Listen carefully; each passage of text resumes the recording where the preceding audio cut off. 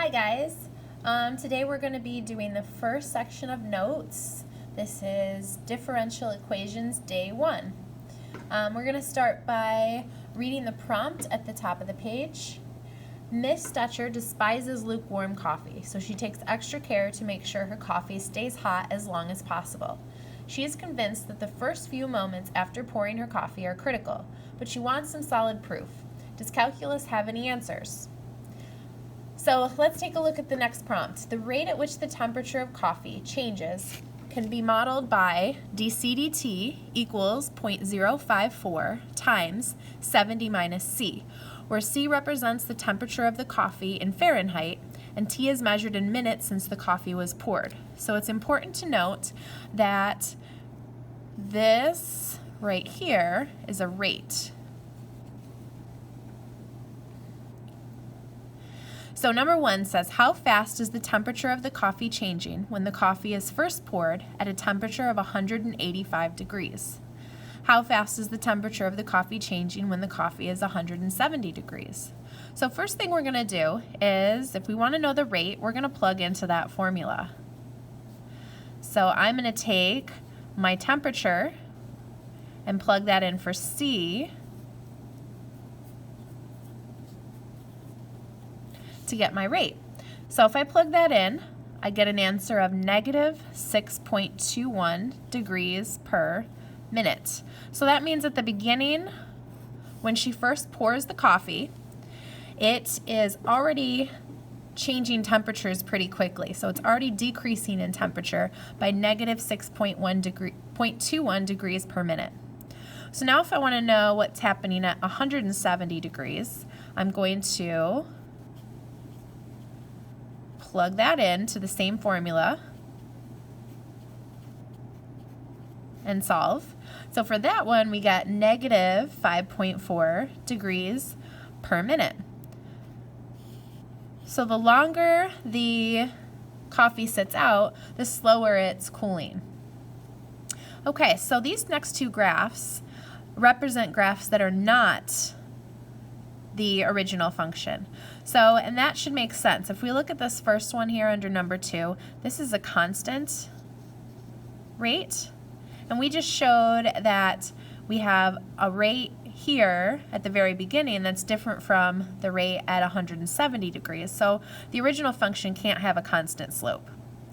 This graph would also be wrong because this graph is showing that we have a 0 slope at the beginning, and then the rate actually increases, which is the opposite of what's actually happening in our function here. Okay, so let's look at the next question, number 3. We will soon learn how to show that C of t is equal to 70 plus 115 e to the negative 0.054 t. We're going to find what C of 0 is and what it represents. So first thing I'm going to do is plug 0 into that formula. So 70 plus 115 e to the negative 0.054 times 0. We know anything to the 0 power is 1, so it's really 70 plus 115, which is 185 degrees. Oops. That's our initial temperature, right? C of 0, that's when time is 0. So that is our starting temperature.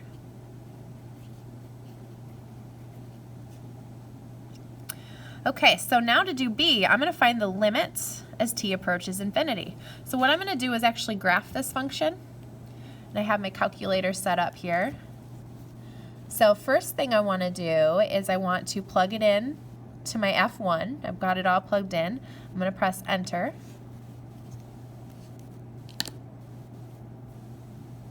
And you can tell you can't really see it. So if at any point you want to pause the video to do your own thing, go ahead and pause it and you can pick right back up.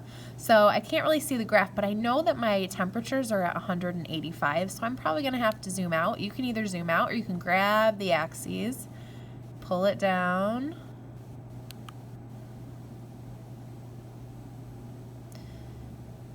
Might take you a little bit to figure it out.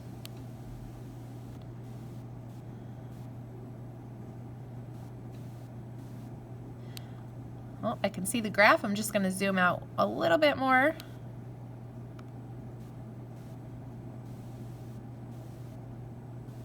There we go. Okay, so looking at this graph, it kind of, right here's my temperature, starts out with a faster slope and then it kind of levels off. So this is the original function. This is actually representing the temperature, the actual temperatures. So what we know about coffee and any kind of liquids that are hot and are cooling off, it's always going to cool to room temperature. So I can tell just by looking at the function here and the equation that it's probably cooling down to 70 degrees. So the limit as t approaches infinity is 70 degrees. That is our room temperature. Okay, number 4, we're going to find the derivative of c. So I'm going to take my formula from up at the top here, and I'm going to find the derivative. So the derivative of 70 is 0. Here we have e to the something other than x, so that's a chain rule. So I'm going to multiply by the derivative of the inside, which is negative 0.054, times the derivative of the outside, so times 115 e to the negative 0.054 t. Okay, so we're going to actually skip to number 6, and so number 6 is something I want you to think about. Miss Dutcher pours her cup of coffee, but then remembers that she still has to go and make copies. If she wants the coffee to stay hot as long as possible, should she pour in the cold milk and then go and make copies, or should she wait until she comes back to pour in the cold milk? Explain your reasoning. So think about this. Would we want to pour in the cold milk first, or would we want to wait to pour it in? So if you want to pause and think about that. Okay, so the answer should be that you want to pour in the milk first.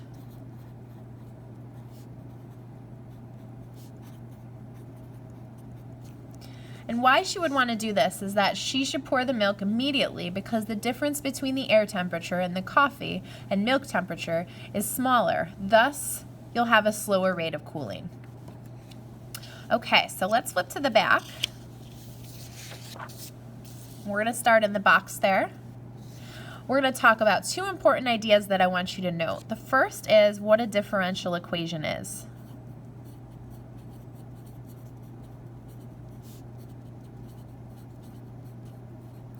A differential equation is any equation that has a derivative in it.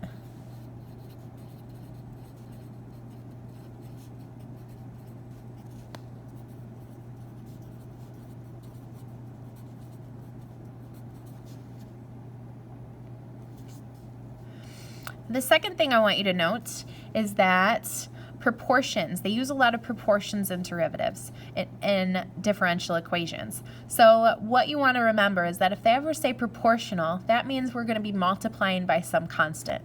So they're usually going to say that some rate is proportional to some quantity.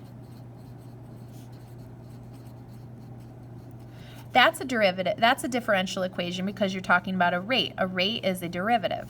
So if I convert this to algebra, right, we can label a rate. I'm going to call it dy dx. That's a symbol for a derivative that we know. Is, so I'm going to use the equal sign, proportional.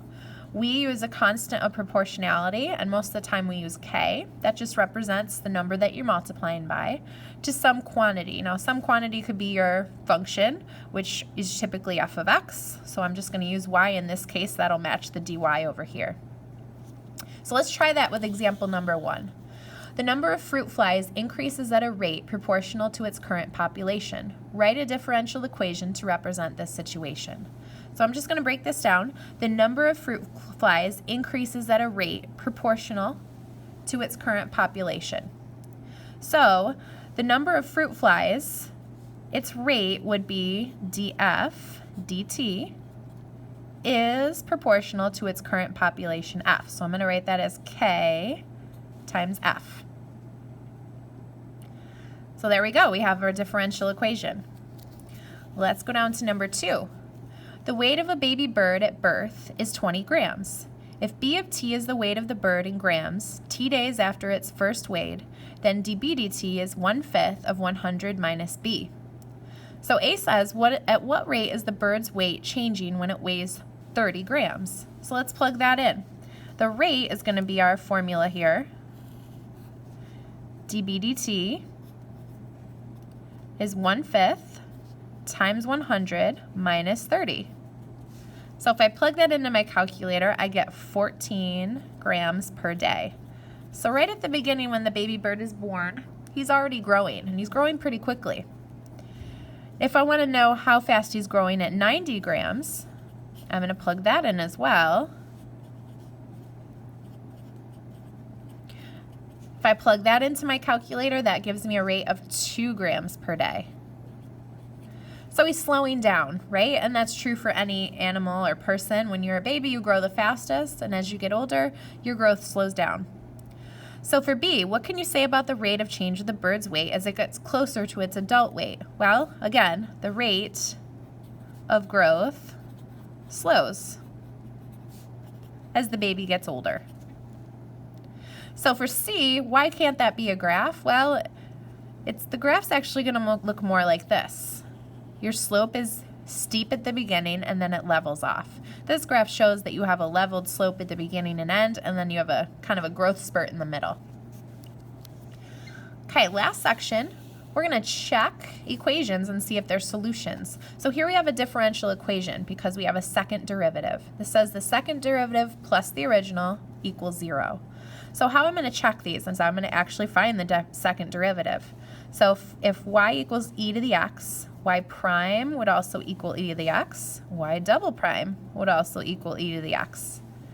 So if I check that into my equation, y double prime is e to the x plus y is e to the x. That does not equal 0.